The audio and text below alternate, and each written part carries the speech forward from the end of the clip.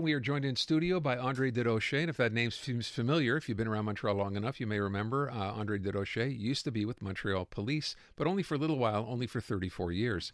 Welcome back. It's nice to have you Always here. a pleasure. We were talking during the break, and of course now you're basically working as a media relations guy with the CAA.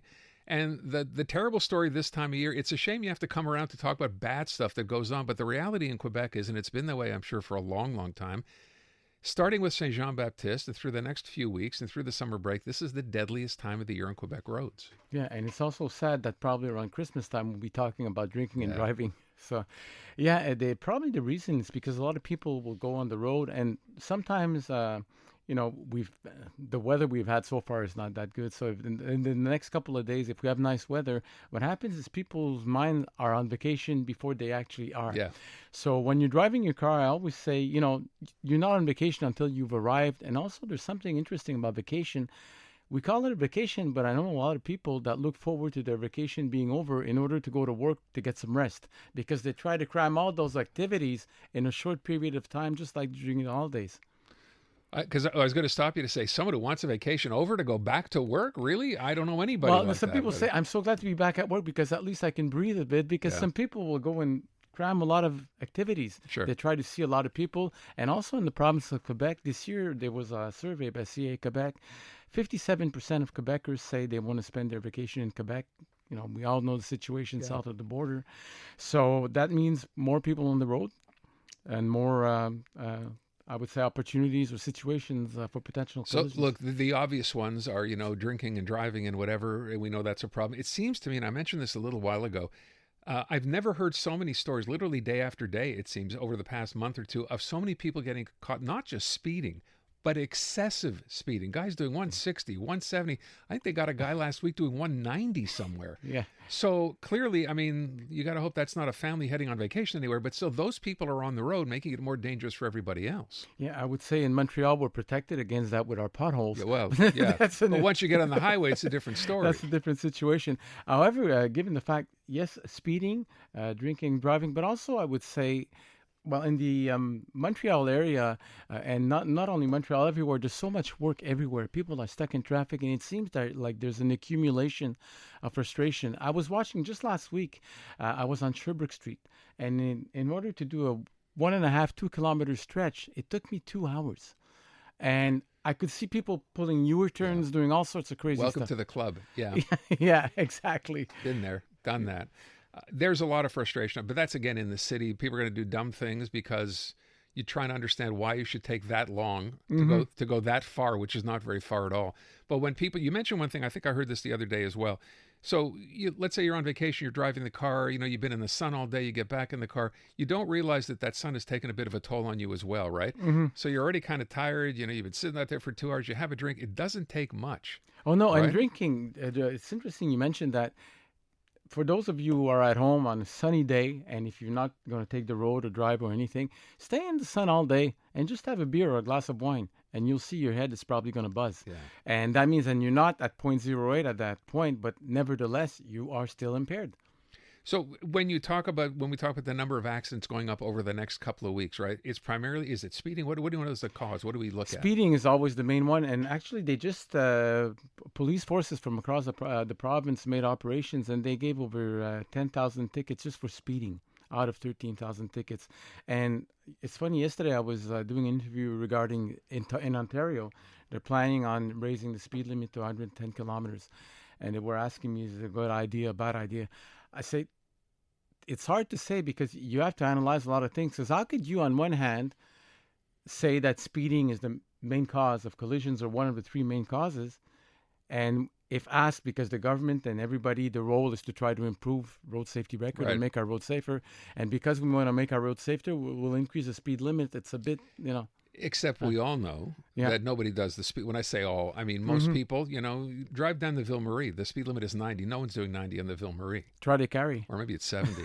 Same idea, right? Yeah. But then some people make the argument that if we made the speed limit a little faster, right, people wouldn't have to go. Maybe the argument is they go faster anyway, but I'm just saying maybe that Yeah. is a solution. I'll give you an idea. I'm often asked about the situation. I call it an urban legend. They say, okay, 17, 18 kilometers over the limit, yes, there is tolerance by the cops, but the reason why very often tickets are given for infractions that are over the limit is, first of all, could you imagine if tomorrow morning a cop gives a ticket 101 in a 100-kilometer zone? Do you agree that we'd probably be here talking about it today, and it would be on the front of the Gazette, the Journal de Montréal, etc.? So when the cops give a ticket, they'll say, at least I'll give a ticket for something that the person, if they contest the ticket, it's a lot clearer that they violated the speed limit. Yeah.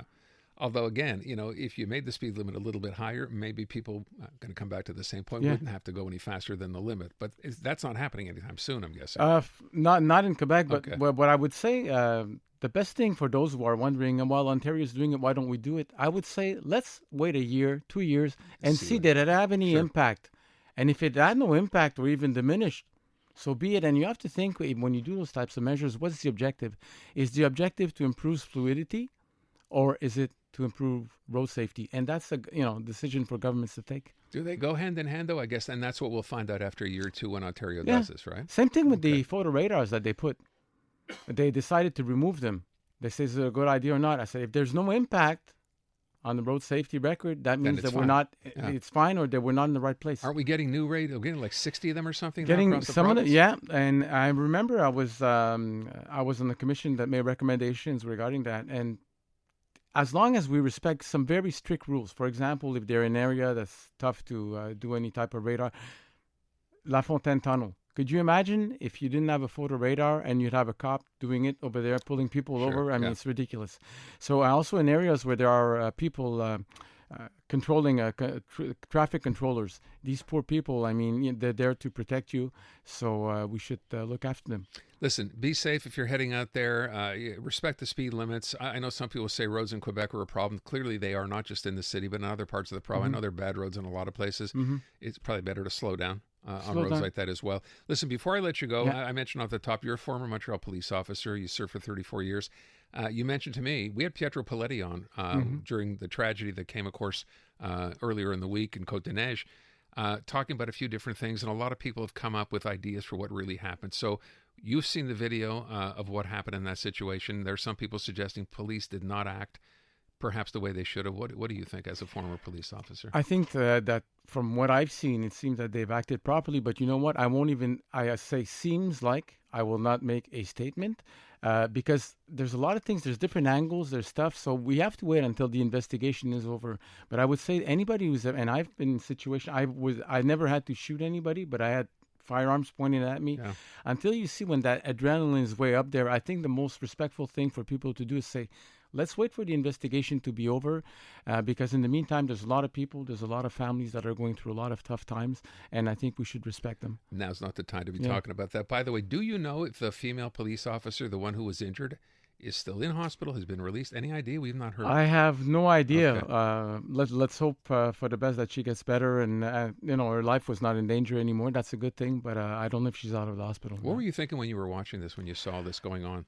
I said, it's the worst case scenario. Think about it. When they got up in the morning, we talk about a bad day at the office. That female police officer probably had what I would call the worst trio. Her partner was shot in front of her, died. An innocent bystander was shot, and she was shot as well. Leave it at that, Andre. Thank you so much for coming in. Always a pleasure. And the message, the CAA message is? CAA message, you're on vacation, relax. That's what vacations are for. Message.